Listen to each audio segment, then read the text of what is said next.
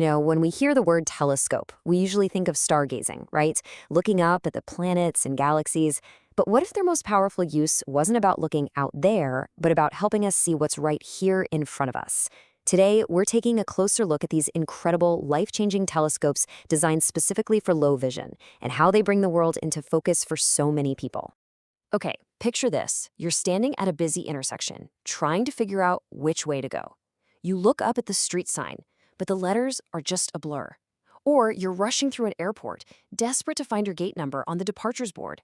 A simple, everyday task, right? Now imagine if you just couldn't read it. And that's not just some thought experiment. For literally millions of people living with low vision, that kind of challenge is a constant daily reality. It can turn the simplest things into huge hurdles. So, to really get why these telescopes are such a game changer, we first have to understand the problem. I mean, what does it actually feel like when the world is blurry?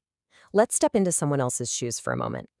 Let's think about a student with albinism. They're sitting in class trying their best to learn, but the blackboard at the front of the room, it's not a source of knowledge for them. It's just a fuzzy, unreadable gray space.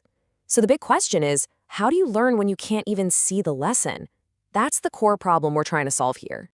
So how do you fix a problem like a blurry blackboard? Well, the answer is actually way cooler than just making things bigger.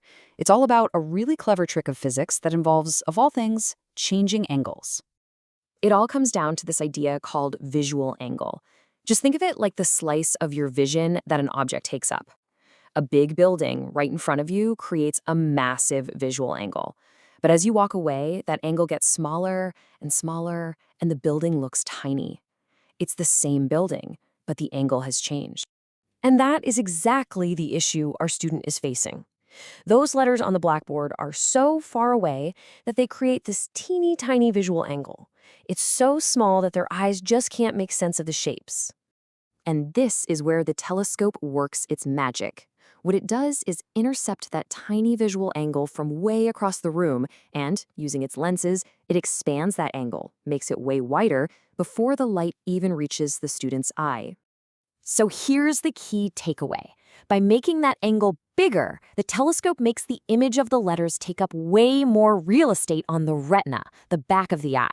And with more space, the brain can finally process the information and recognize the letters. It's not just about making a blur bigger, it's about making a blur recognizable. Of course, just like with any tool, one size definitely does not fit all. You wouldn't use a giant sledgehammer to hang a tiny picture frame, right? Well, the same thing goes for these telescopes. This is really a whole toolkit for sight. So what's in this toolbox? You've got everything from simple handheld scopes to ones that are actually mounted onto a pair of glasses. There are even specialized ones for close-up tasks and high-tech autofocus versions. It's a whole array of tools for different jobs. Let's just compare the two most common types, though. For our student who just needs a quick look at the board every now and then, a handheld telescope is perfect. It's light, you pull it out when you need it, and put it away. But for something longer, like watching TV or seeing a presentation, you'd want a spectacle-mounted one. That way your hands are free and you can just watch comfortably. All right, so we've covered the what and the why. Now let's pop the hood and look at the how. What's actually going on inside these little devices? It really all boils down to two very clever classic designs. So the two main players are the Galilean design and the Keplerian design, and there's a really clear trade-off between them. If you want something super compact, lightweight, and simple, you go with the Galilean. But if what you really need is the best possible image quality and a wider view, then you've got to go with the Keplerian. But here's where it gets kind of weird. The Keplerian design, because its optics are so powerful, has this one surprising quirk. The image it creates is naturally upside down and backwards. Yeah, not exactly helpful for reading, is it? So how do they fix that? Oh, this is the brilliant part. Engineers add a system of tiny prisms inside the body of the telescope. These prisms basically bounce the light around in a very specific way that flips the image right side up before it ever gets to your eye. It's such a simple, elegant solution. Now, this chart lays out all the nitty-gritty differences, but honestly, the main thing to remember is this.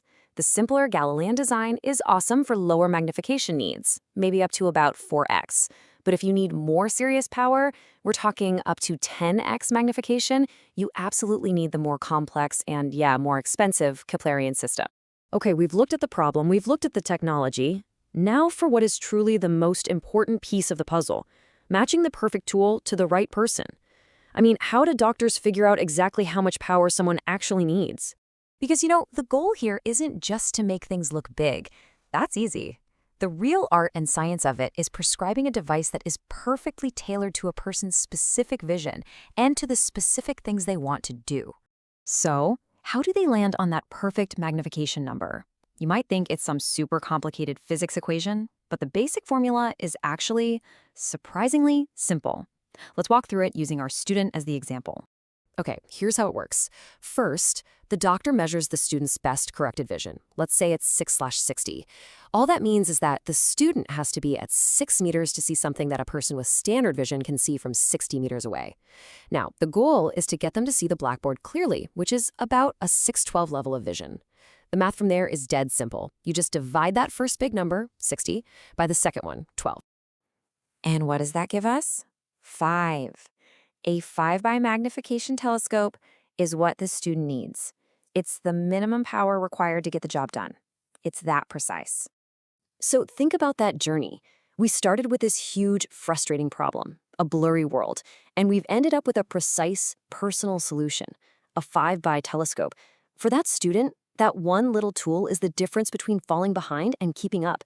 It's not just a tool, it's the key to independence. It really makes you stop and think, doesn't it? We get so excited about telescopes that can see distant galaxies, and that's amazing. But what if their greatest, most profound power isn't in helping us see other worlds, but in simply helping people see their own?